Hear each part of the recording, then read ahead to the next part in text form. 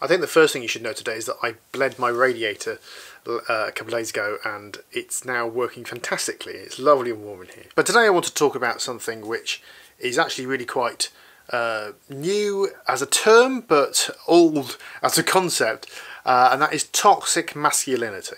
So as gender norms and stereotypes go, I don't really fit into one. I'm a cis, straight, white, middle-class-ish man who sometimes talks about his feelings, talks about why I don't like being single, for example, and I talk about sex, and I talk about a whole bunch of things on the internet that cis, white, straight men don't talk about. In fact, men don't talk about. I mean, it's not even really that enclosed into cis, white, straight ones. But the concept of toxic masculinity is a bunch of traits that men are supposed to take on, such as not crying, and they shouldn't be once they've reached the age of consent. They should, of course, have had sex loads of times, even though we think that girls shouldn't have sex at all, which is an interesting concept since the same people seem to think that straight relationships are the only relationships, but you know.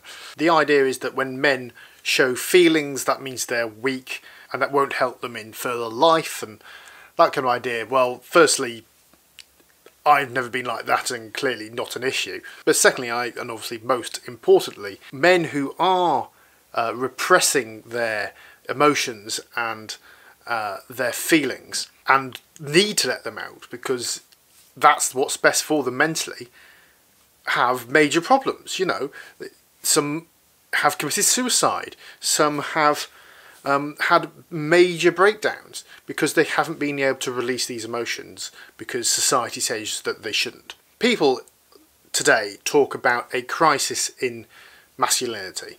Now I think a crisis is probably taking it a bit too far, but there's definitely a problem with young men in particular being emotionally repressed by society and their parents, often their fathers or any male role models they have in their lives, and these people tend to be in more small c conservative areas and more working class areas, it has to be said, because in these places men are the ones that went out to work and were the breadwinners, and therefore it's a kind of historical problem with, because of the male dominated workforce that we had before the Second World War effectively, because men had to be the ones that went out to work, there was this idea that if you were weak and you couldn't get on and you wouldn't be successful and therefore you couldn't provide for your family, which, although is a completely logical concept, is bollocks, which is a very apt swear word I think for this situation. So in many ways, yes, masculinity as a concept is in crisis, but I'm not sure that society has a crisis on its hands. There's definitely been a shift because there are more women in work than there ever has been before, at least in the UK, and I'm sure around the world. I can't see any reason why that stat wouldn't apply for around the world. There is less of a focus on men needing to be the sole breadwinners in their household and looking after their family and protecting their family. But of course that hasn't stopped boys still being told that they shouldn't cry, which is just an alien concept. If a boy feels in such a state, for example, a close relative has just died, maybe a favourite uncle, or their mother, or any person which they really should feel sad about that they're gone for some reason, it is a completely natural reaction for anybody, boys, girls, or any other gender for that matter, to cry. But I guarantee that the male role model for that child will come and say, it's a really sad situation, but don't cry. Be a big boy.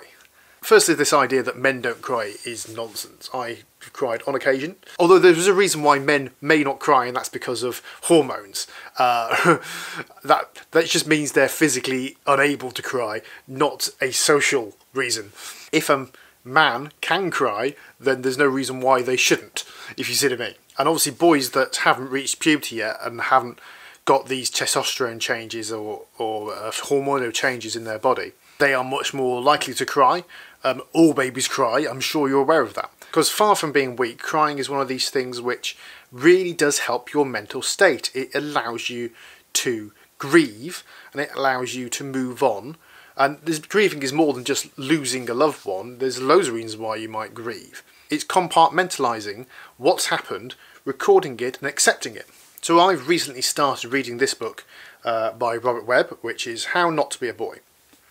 And crying is a big concept in it, but also there's a few other themes which are really important, I found. And one of them is that boys are told that they should have had sex. The concept is that as soon as a boy is legally allowed to, or frankly even before then, but let's leave it at the age of consent, shall we? That they should have got their end away as soon as possible. Now, as long as a boy, a man, is above the age of consent, in fact, in my opinion, if you have consent of obviously all the parties involved in your sexual encounter, then there's absolutely no reason why you shouldn't have as much of it as you like. But here's a different concept to boys who either don't want to, are unable to, are too scared to have sex at all. How many boys or young men go to university when they're 18 or 19 and admit to the fact they're a virgin? I would suggest not many at all. And I didn't have that problem, but you get my point. The fact of the matter is that even if I was a virgin when I was 18, when I went to university, then it's probably unlikely that I would have admitted to it. It was just kind of socially unacceptable within the group of men to be the only one that hadn't had sex yet, or the only one admitting to not have sex yet. Let's put it like that. And ironically, the concept for girls is the opposite, where if they've had loads of sex, then they're thought of socially as a slut, which is stupid. I'm sure the people subscribed to my channel are also subscribed to Hannah Witton, on the basis I've mentioned her far too often.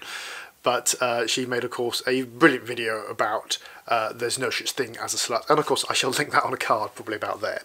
But this differing concept of masculinity and femininity and how it relates to sexual prowess or sexual promiscuity is such a weird and odd concept. So in exactly the same way that there's no such thing as a slut, there's this concept that men are only men once they've had sex, which is just weird and stupid. I'm sorry this video was a little bit rambly. I didn't clearly have all my thoughts together as I thought I did, but I hope you enjoyed it nonetheless.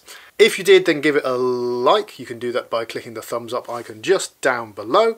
Please do watch all my Vlogmas videos. You can do that by clicking on the playlist in the sidebar, or you can subscribe to me by clicking on my face. Thanks for watching. I shall see you in a couple of days for my next Vlogmas video.